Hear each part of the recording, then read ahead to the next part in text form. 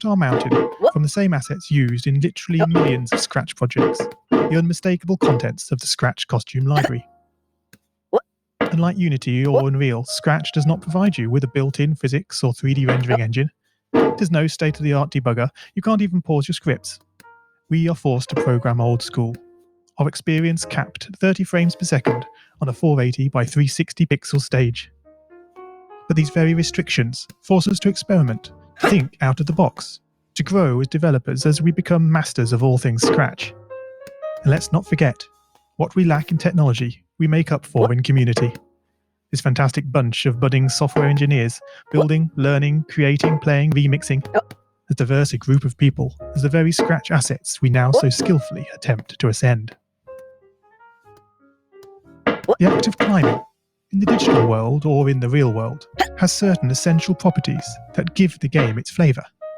No amount of forward progress is guaranteed.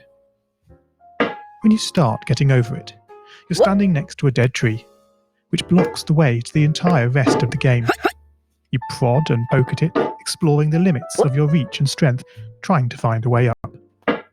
When starting a new Scratch project, that initial blank slate is both refreshing and at times a little scary. It would be great if we could travel forward in time and review our finished projects to see how well they turned out.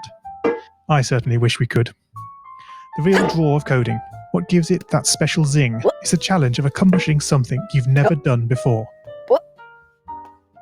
At this point, you don't want to fall into the trap of rushing into creating loads of content, designing all the levels, the player costumes, all the easier stuff that can be perfected later. No, before all that, you need to prod and poke that tree. That is, understanding the coding difficulties you're expecting to face and try out any ideas to solve them. You may not be able to time travel, but at least this way you can get a good idea of how well your project is likely to go, and potentially save yourself a lot of time. This project began life a couple of months ago as 3 simple scripts: the player, hammer, and level.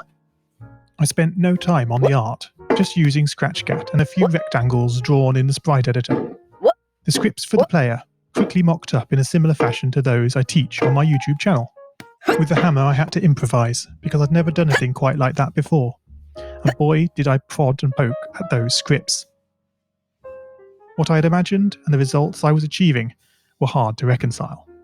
The hammer and the player sprites would get stuck in the walls and ground, shake and jiggle and clip up to the top of the screen.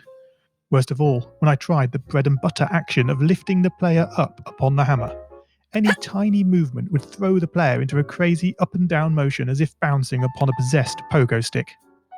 Things don't always turn out as you want them to, and sometimes it's good to take a break. So, for the time being, I